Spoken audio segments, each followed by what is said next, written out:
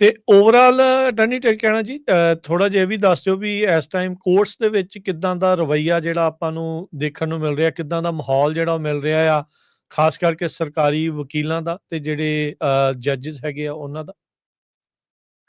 ਸੋ ਮੇਰੀ ਅੰਡਰਸਟੈਂਡਿੰਗ ਇਹੀ ਰਹੀ ਹੈ, ਇਹਦੇ ਵਿੱਚ ਕਈ ਜਿਹੜੇ ਐਕਚੁਅਲੀ ਪਹਿਲਾਂ ਹੀ ਬਹੁਤ ਸਟ੍ਰਿਕਟ ਜੱਜ ਸੀਗੇ, ਤੁਸੀਂ ਕਹਿ ਲਓ ਕਿ 40% 30% 40% ਵਾਲੇ ਰੇਟਿੰਗ ਵਾਲੇ ਸੀਗੇ, ਜਿਹਨਾਂ ਨੂੰ ਪਹਿਲਾਂ ਲੋਕੀ ਸਟ੍ਰਿਕਟ ਕਹਿੰਦੇ ਸੀਗੇ ਜੀ, ਉਹ ਐਕਚੁਅਲੀ ਅੱਜ ਦੀ ਡੇਟ 'ਚ ਬੈਟਰ ਆ, ਕਿਉਂਕਿ ਉਹਨਾਂ ਦਾ ਜਿਹੜਾ ਸਿਨੈਰੀਓ ਉਹ ਸੇਮ ਹੀ ਰਿਹਾ। ਉਹ ਮਤਲਬ ਕਿ ਬਾਈਡਨ ਦੇ ਥੱਲੇ ਵੀ ਸਟ੍ਰਿਕਟ ਸੀਗੇ, ਉਹ ਟਰੰਪ ਦੇ ਥੱਲੇ ਵੀ ਸਟ੍ਰਿਕਟ ਆ। ਉਹਨਾਂ ਦਾ ਇੱਕ ਪ੍ਰੈਡਿਕਟੇਬਲ ਜਿਹਾ ਉਹ ਹੈਗਾ, ਤੇ ਕਈ ਵਾਰੀ ਉਹ ਕੇਸ ਐਕਚੁਅਲੀ ਪਾਸ ਵੀ ਕਰ ਦਿੰਦੇ ਆ।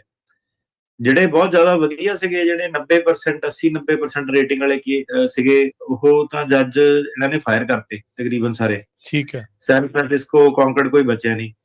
ਉਹਦੇ ਵਿੱਚ ਸਿਰਫ ਜਿਹੜੇ ਕਈ ਨਵੇਂ ਜੱਜ ਸੀਗੇ, ਜਿਨ੍ਹਾਂ ਦੀ ਅਜੇ ਪੂਰੀ ਰੇਟਿੰਗ ਤੁਸੀਂ ਕਹ ਲਓ ਕਿ ਨਹੀਂ 80-90% ਵੱਲ ਗਈ ਸੀਗੀ, ਪਰ ਜਿਹੜੇ ਉਦਾਂ ਵਧੀਆ ਸੀਗੇ, ਕੇਸ ਪਾਸ ਕਰਦੇ ਸੀਗੇ। ਉਹਨਾਂ 'ਚ ਆਪਾਂ ਦੇਖਿਆ ਕਈ ਜੱਜ ਜਿਹੜੇ ਸੀਗੇ, ਉਹਨਾਂ ਦੀ ਪੋਜੀਸ਼ਨ ਚੇਂਜ ਵੀ ਹੋ ਗਈ, ਉਹ ਸਟ੍ਰਿਕਟ ਹੋ ਗਏ, ਜਾਂ ਕਈ ਵਾਰੀ ਉਹ ਅਨਪ੍ਰੈਡਿਕਟੇਬਲ ਹੁੰਦੇ ਆ, ਪਾਸ ਵੀ ਕਰ ਦਿੰਦੇ ਆ, ਫੇਲ ਵੀ ਕਰ ਦਿੰਦੇ ਆ। ਤੇ ਕਈ ਇਹਨਾਂ ਨੇ ਜੱਜ ਜਿਹੜੇ ਇਦਾਂ ਦੇ ਵੀ ਬਾਹਰ ਕੱਢੇ ਆ, ਜਿਹੜੇ ਕਿ ਸਟ੍ਰਿਕਟ ਹੋ ਗਏ ਸੀਗੇ, ਸਾਲ ਤੋਂ ਕਾਫੀ ਸਟ੍ਰਿਕਟ ਚੱਲ ਰਹੇ ਸੀਗੇ, ਪਰ ਉਹਨਾਂ ਨੇ ਫੇਰ ਵੀ ਬਾਹਰ ਕੱਢਤੇ। ਮਤਲਬ ਕਿ ਤਕਰੀਬਨ ਜਿਹੜਾ ਸੀਗਾ ਬਹੁਤ ਘੱਟ, ਜਿਹੜਾ 20% ਕੇਸ ਜਿਹੜੇ ਪਾਸ ਕਰਦੇ ਸੀਗੇ, ਤਾਂ ਵੀ ਉਹਨਾਂ ਨੇ ਜਿਹੜੇ ਸੀਗੇ ਫਾਇਰ ਕਰਤੇ। ਹੁਣ ਆਪਾਂ ਕੀ ਦੇਖ ਰਹੇ ਹਾਂ ਕਿ ਜਿਹੜੇ ਜੱਜ ਹੁਣ ਕਈ ਇਦਾਂ ਦੇ, ਉਹਨਾਂ ਨੂੰ ਪਤਾ ਹੋਣਾ ਕਿ ਇਹ ਬਾਹਰ ਕੱਢ ਹੀ ਦੇਣੇ ਆ ਦੇਰ ਸਵੇਰ, ਉਹ ਆਪਣਾ ਸਹੀ ਫੈਸਲਾ ਲੈ ਲੈਂਦੇ, ਸਟੈਂਡ ਲੈ ਲੈਂਦੇ। ਠੀਕ ਹੈ। ਤੇ ਕਈ ਜਿਹੜੇ ਰਿਟਾਇਰਮੈਂਟ ਸਾਈਡ ਤੇ ਆ, ਇਹ ਤਾਂ ਹੁਣ ਮੈਂ ਤੁੱਕਾ ਹੀ ਲਾ ਰਿਹਾ, ਇਹਦੇ ਵਿੱਚ ਕੋਈ ਡੇਟਾ ਤਾਂ ਮੇਰੇ ਕੋਲ ਹੈ ਨਹੀਂਗਾ। ਸੋ ਆਈ ਥਿੰਕ ਜਿਹੜੇ ਰਿਟਾਇਰਮੈਂਟ ਸਾਈਡ ਤੇ ਆ, ਜਿਹਨਾਂ ਦੀ 1-2 ਸਾਲ ਹੋਰ ਕੰਮ ਕਰਕੇ ਜੋ ਵੀ ਫੈਡਰਲ ਪੈਨਸ਼ਨ ਲੱਗਦੀ ਹੋਣੀ ਹੈ, ਉਹਨੇ ਆਪਣਾ ਵੀ ਇੰਟਰਸਟ ਜਿਹੜਾ ਵਿੱਚ ਓਬਵੀਅਸਲੀ ਦੇਖੂਗਾ। ਤੇ ਬਾਕੀ ਬੰਦੇ ਤੇ ਡਿਪੈਂਡ ਕਰਦਾ, ਕਈ ਜਿਹੜੇ ਹੁੰਦੇ ਆ ਉਹ ਰੂਲ ਦੇ ਹਿਸਾਬ ਨਾਲ ਚੱਲਦੇ ਆ, ਕਈ ਸਟ੍ਰਿਕਟ ਹੁੰਦੇ ਆ। ਸੋ ਉਹ ਚੀਜ਼ਾਂ ਜਿਹੜੀਆਂ ਸੀਗੀਆਂ, ਹੁਣ ਕਿਉਂਕਿ ਜਦੋਂ ਸਟ੍ਰਿਕਟ ਹੋ ਜਾਂਦੇ ਆ, ਤੇ ਸਰਕਾਰੀ ਵਕੀਲ ਜਿਹੜਾ ਹੈਗਾ, ਉਹ ਤਾਂ ਹਰੇਕ ਚੀਜ਼ ਦੇ ਵਿੱਚ ਹੀ ਜਿਹੜਾ ਆਬਜੈਕਟ ਕਰਦੇ ਆ, ਹਰ ਚੀਜ਼ ਦੇ ਉੱਤੇ ਮੁੱਦਾ ਜਿਹੜਾ ਬਣਾਉਂਦੇ ਆ। ਤੇ ਜੀ, ਕੇਸ ਜਿਹੜੇ ਓਵਰਆਲ ਡਿਫਿਕਲਟ ਹੋ ਗਏ ਆ, ਤੇ ਜਿਹੜਾ ਆਪਣੇ ਕੇਸ ਦੀ ਤਿਆਰੀ ਹੈ ਪੂਰੀ, ਜਿਹੜੇ ਬੰਦਿਆਂ ਨੂੰ ਸਮਝ ਆ, ਉਹਨਾਂ ਦੇ ਕੇਸ ਜਿਹੜੇ ਪਾਸ ਹੋ ਜਾਂਦੇ ਆ। ਤੇ ਸਪੈਸ਼ਲੀ ਜਿਹੜੇ ਤੋਤਿਆਂ ਵਾਂਗ ਰੱਟਾ ਰੁੱਟਾ ਜਿਹੜਾ ਲਾਇਆ, ਢਾਂਚੇ ਢੂੰਚੇ ਵਾਲੇ ਜਿਹੜੇ ਕੇਸ ਆ, ਇਹਨਾਂ ਦਾ ਔਖਾ ਹੀ ਹੈ ਕੰਮ। ਤੇ ਉਹਦੇ ਕਰਕੇ ਜਿਹੜੇ ਸੀਗੇ ਇਹ ਢਾਂਚੇ ਢੂੰਚੇ ਵਾਲੇ ਜਿਹੜੇ ਪੈਰਾਲੀਗਲ ਆਏ, ਇਹ ਵੀ ਕੰਮ ਠੱਪ ਹੋ ਗਏ ਇਹਨਾਂ ਦੇ, ਕਿਉਂਕਿ ਐਂਡ ਆਫ ਦਾ ਡੇ ਬੰਦਾ ਜਿਹੜਾ ਉਹ ਆਪ ਜਿਹੜਾ ਦੱਸਦਾ, ਆਪਣੀ ਗੱਲ ਦੱਸਦਾ, ਆਪ ਜਿਹੜਾ ਡੀਪਰ ਵਾਟਰ 'ਚ ਤੈਰ ਸਕਦਾ, ਉਹੀ ਬੰਦਾ ਜਿਹੜਾ ਅੱਜ ਦੀ ਡੇਟ 'ਚ ਸਕਸੈਸਫੁਲ ਹੈਗਾ। ਸੋ ਉਹੀ ਇੱਕ ਰੀਜ਼ਨ ਆ ਕਿ ਆਪਣੀ ਫਾਈਟ ਜਿਹੜੀ ਪੂਰੀ ਕਰੋ। ਹੁਣ ਅੱਗੇ ਜਿਹੜੀ BIA ਸਰਕਿਟ ਕੋਰਟ ਤੱਕ ਦੀ ਫਾਈਟ ਜਿਹੜੀ ਸੁਭਾਵਿਕ ਜੀ ਗੱਲ ਚੱਲ ਜਾਂਦੀ ਹੈ। ਉਸ ਇੱਕ ਢਾਂਚੇ ਵਾਲਾ ਗਰੂਪ ਬਣਾਇਆ ਸੀਗਾ 2022-23 ਦੇ ਵਿੱਚ, ਲਾਡਲੇ ਬੜੇ ਆਏ ਡਾਇਰੈਕਟ ਫਲਾਈਟ ਵਾਲੇ, ਤੇ ਪੈਰਾਲੀਗਲ ਵਗੈਰਾ ਬੜੇ ਦਫ਼ਤਰ ਖੁੱਲੇ ਸੀਗੇ, ਇੱਧਰ ਖੁੱਲ ਗਿਆ, ਹਰਿਆਣੇ ਖੁੱਲ ਗਿਆ, ਆਫਸ਼ੋਰ ਟੀਮਾਂ ਬਣਾਈਆਂ ਸੀਗੀਆਂ।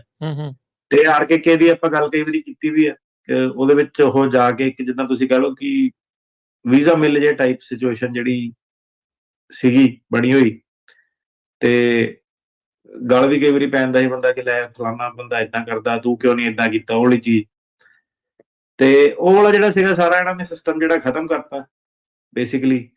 ਤੇ ਕਿਉਂਕਿ ਜਿਹੜਾ ਰੀਅਲ ਸਟੈਂਡਰਡ ਆਫ ਲਾਅ ਉਹੀ ਬੜਾ ਡਿਫਿਕਲਟ ਆ ਮੀਟ ਕਰਨਾ ਇਸ ਵੇਲੇ।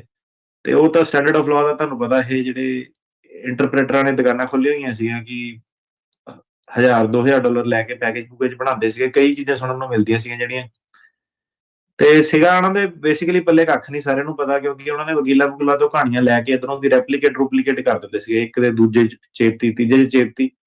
ਇਹ ਵਾਲੇ ਚੱਕਰ ਜਿਹੜੇ ਸੀਗੇ ਕਾਫੀ ਜ਼ਿਆਦਾ ਜਿਹੜੇ ਸੀਗੇ, ਕਮਿਊਨਿਟੀ ਨੂੰ ਥੱਲੇ ਵੀ ਬੜਾ ਸੁੱਟਿਆ ਇਹਨਾਂ ਨੇ, ਕਿਉਂਕਿ ਉਹ ਕਹਿੰਦੇ ਕਿ ਸਾਰਿਆਂ ਦੀਆਂ ਚੀਜ਼ਾਂ ਜਿਹੜੀਆਂ ਰਲਦੀਆਂ। ਹੁਣ ਕੋਈ ਬੰਦਾ ਆਪਣਾ ਇੰਟਰਪ੍ਰੇਟਰ ਕੋਲ ਟਰਾਂਸਲੇਟ ਕਰਾਉਣ ਲੱਗਿਆ, ਉਹਨੇ ਉਹਦੀ ਕਿਸੇ ਹੋਰ ਨੂੰ ਵੇਚਤੀ, ਏਦਾਂ ਦਾ ਕੰਮ ਜਿਹੜਾ ਸੀਗਾ ਕਾਫੀ ਚੱਲਦਾ ਸੀਗਾ। ਤੇ ਹੁਣ ਇਹ ਚੀਜ਼ਾਂ ਹੈਗੀਆਂ ਜਿਹੜੇ ਉਹਦੇ ਹਿਸਾਬ ਨਾਲ ਜਾਂਦੇ ਆ, ਜਿਹੜੇ ਆਹ ਵਿੱਚ ਵਿਚੋਲੇ ਪਵਾ ਕੇ ਜਿਹਨਾਂ ਨੇ ਚੀਜ਼ਾਂ ਜਿਹੜੀਆਂ ਬਣਾਈਆਂ, ਉਹ ਮੈਡੀਕਲ ਤੋਂ ਲੈ ਕੇ ਹਰੇਕ ਚੀਜ਼ ਜਿਹੜੀ ਕੁਐਸਚਨ ਜਦੋਂ ਹੁੰਦੀ ਆ ਉਹ ਆਨਸਰ ਨਹੀਂ ਕਰ ਪਾਉਂਦੇ। ਜਿਹੜਾ ਬੰਦਾ ਹੁਣ ਆਪਣੀ ਆਪ ਸਿੱਧੇ ਓਰੀਜਨਲ ਜਿਹੜਾ ਬੰਦਾ, ਉਹਨੂੰ ਪਤਾ ਹਰੇਕ ਚੀਜ਼ ਕੱਲੀ ਕਿੱਦਾਂ। ਮੈਂ ਕਈ ਵਾਰੀ ਜਦੋਂ ਇੱਥੇ ਆਏ, ਉਹਦੇ ਵਿੱਚ ਕਈ ਗੱਲਾਂ ਸੁਣਨ ਨੂੰ ਵੀ ਮਿਲਦੀਆਂ ਲੋਕਾਂ ਤੋਂ, ਪਰ ਇਹ ਹੈ ਕਿ ਹੁਣ ਜਿਹੜੇ ਲੋਕੀ ਰੀਅਲਾਈਜ਼ ਕਰਦੇ ਆ ਕਿ ਆ ਵਕੀਲ ਆਪਣੇ ਆਫਿਸ 'ਚ ਬਿਠਾਉਂਦਾ, ਟਾਈਮ ਦਿੰਦਾ ਪੂਰਾ, ਉਹਦੇ ਵਿੱਚ ਸਵਾਲ ਜਵਾਬ ਜਿਹੜੇ ਪੂਰੇ ਡਿਟੇਲ ਦੇ ਵਿੱਚ ਹੁੰਦੇ ਆ, ਧੂੰਆਂ ਜ਼ਰੂਰ ਬੰਦੇ ਦਾ ਨਿਕਲਦਾ, ਪਰ ਕੋਰਟ 'ਚ ਨਹੀਂ ਧੂੰਆਂ ਨਿਕਲਦਾ ਫਿਰ। ਸੋ ਆਹ ਚੀਜ਼ ਆਪਣਾ ਇੱਧਰ ਨੂੰ ਸਟੈਂਡਰਡ ਪ੍ਰੈਕਟਿਸ ਹੈਗਾ ਜੇ, ਤਾਂ 1 ਸਾਲ ਹੀ ਹੋਇਆ ਆਪਣਾ, ਤੁਸੀਂ ਜੋ ਮਰਜ਼ੀ ਕਹੀ ਉਹਨੇ 3 ਸਾਲ ਰਹਿਣਾ ਇੱਥੇ, ਠੀਕ ਹੈ। ਤੇ ਆਪਾਂ ਜਿਹੜੀ ਚੀਜ਼ ਸੀਗੀ ਤੁਹਾਨੂੰ ਗਿਆਨ ਹੀ ਵੰਡ ਸਕਦੇ, ਉੱਥੇ ਹੋਰ ਤਾਂ ਕੁਝ ਨਹੀਂ ਕਰ ਸਕਦੇ, ਕਿਸੇ ਨੂੰ ਹੱਥ ਫੜ ਕੇ ਤਾਂ ਨਹੀਂ ਕਹਿ ਸਕਦੇ ਕਿ ਭਾਈ ਨਾ ਜਾ, ਪੈਰਾਲੀਗਲ ਦੇ ਨਾ ਹੱਥੇ ਚੜ, ਪਰ ਪਤਾ ਹੀ ਹੈ ਤੈਨੂੰ ਸਾਰਿਆਂ ਨੂੰ। ਜੀ, ਹਰ ਇੱਕ ਦੀ ਆਪੋ ਆਪਣੀ ਮਰਜ਼ੀ ਹੈ, ਉਹ ਤੇ ਬਾਕੀ ਦੱਸਿਆ ਜਾ ਸਕਦਾ, ਉਹ ਤੁਸੀਂ ਦੱਸ ਰਹੇ ਆ ਪਿਛਲੇ 5 ਸਾਲਾਂ ਤੋਂ ਲਗਾਤਾਰ ਹੀ ਇੱਦਾਂ, 5-6 ਸਾਲ ਤੋਂ, ਤੇ ਬਸ ਇੱਦਾਂ ਹੀ ਤੁਸੀਂ ਦੱਸਦੇ ਰਹਿਣਾ। So thank you. ਸੋ ਜਿੱਦਾਂ ਤੁਸੀਂ ਇਸ ਦੇ ਵਿੱਚ ਗੱਲ ਕੀਤੀ ਵੀ ਸਟੈਂਡਰਡ ਹੁਣ ਹੋਰ ਹਾਰਡ ਹੋ ਰਿਹਾ ਆ,